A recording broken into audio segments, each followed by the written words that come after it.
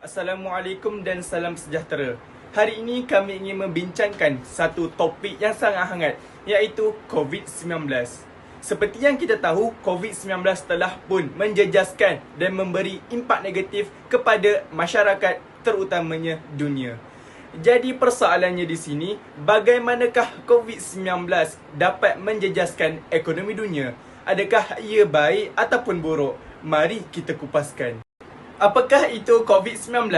COVID-19 ialah Coronavirus 19, merupakan penyakit berjangkit yang berpunca daripada virus corona yang baru ditemui. Kes pertama yang dilaporkan adalah pada Disember 2019 di Wuhan, China. COVID-19 berjangkit melalui transmisi zarah pernafasan manusia dan sentuhan.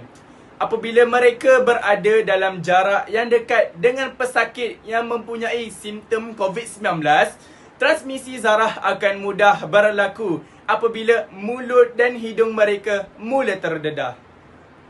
Namun pada tahun 2020, pandemik COVID-19 yang melanda dunia telah pun menyebabkan kemunculan pelbagai krisis berskala global.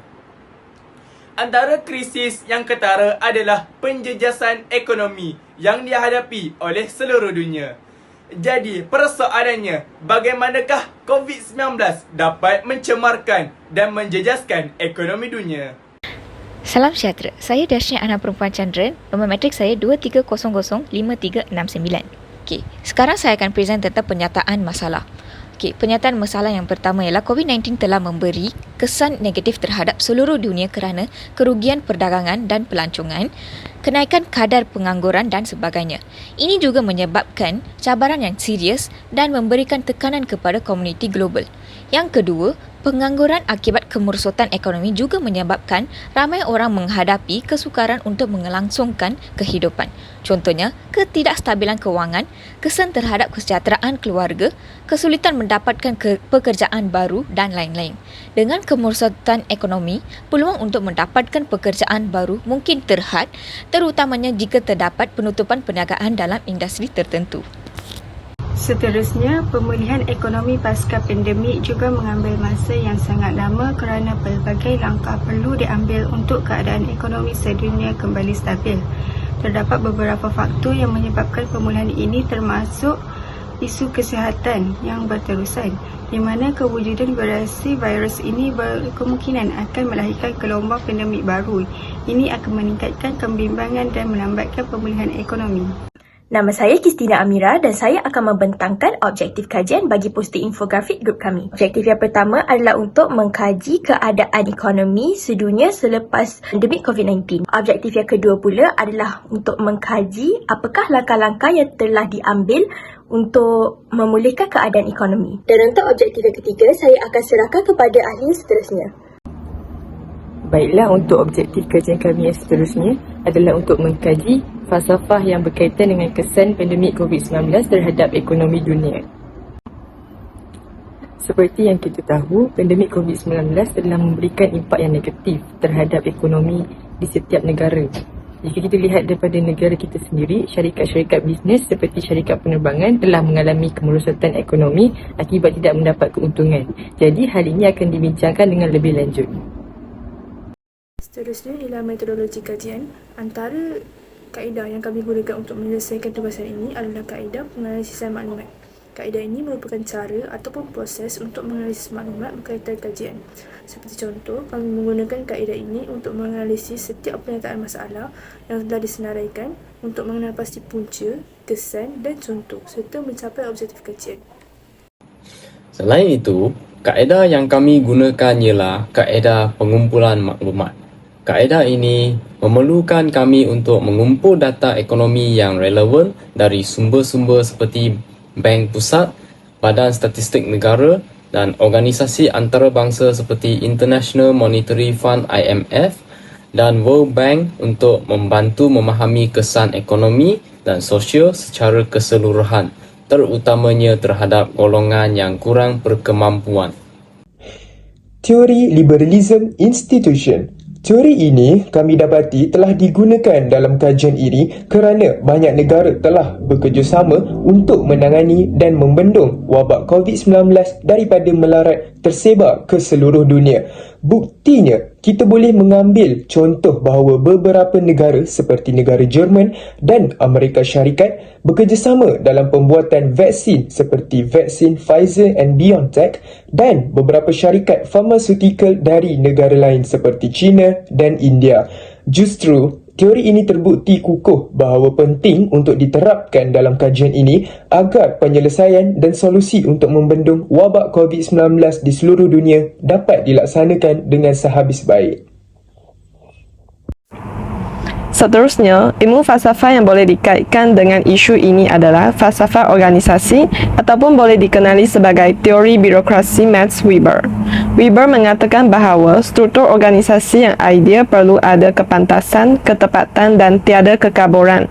Falsafah ini memainkan peranan penting dalam membincangkan pendekatan dan hala tuju sesebuah organisasi dalam menangani krisis ekonomi akibat pandemik COVID-19 ini. Teori yang terakhir digunakan dalam kajian ini ialah falsafah ekologi. Perkataan ekologi itu sendiri merujuk kepada sinonim tentang alam persekitaran. Justru, kajian tentang wabak COVID-19 ini sangat berkait rapat dengan alam sekitar di sekeliling kita dan daripada itu juga kita sebagai manusia akan berasa lebih cakna dan peka terhadap alam sekitar di sekeliling. Salah satu contoh implikasi yang kita boleh lihat adalah apabila pencemaran udara telah berkurang dengan drastik sekali sewaktu tempoh perintah berkurung di seluruh dunia. Sekarang kita beralih kepada perbincangan hasil kajian.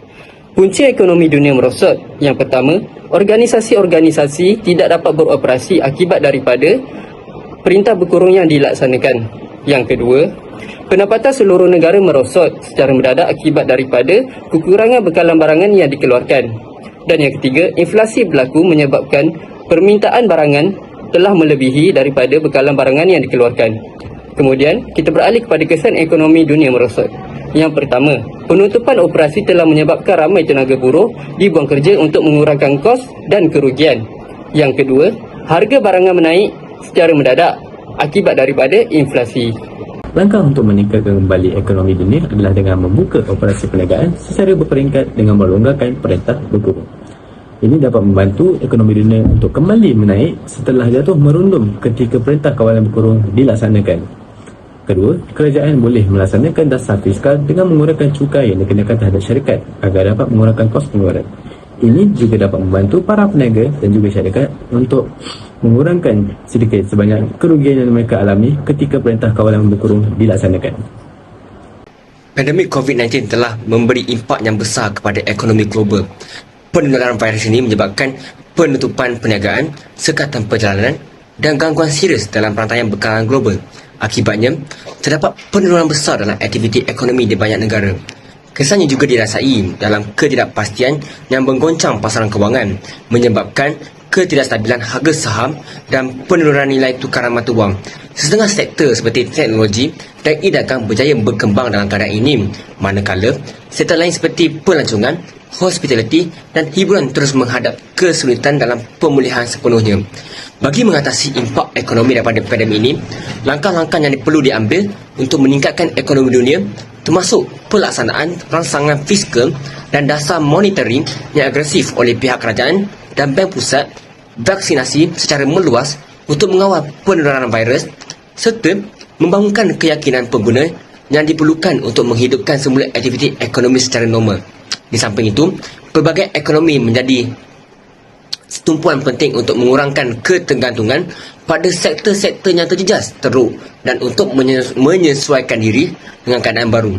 Pelaburan dalam teknologi dan transformasi digital telah menjadi sebahagian penting dari strategi pemulihan ekonomi di banyak negara, membantu sektor-sektor yang terjejas untuk bertahan dan berkembang dalam keadaan ketidakpastian yang berterusan.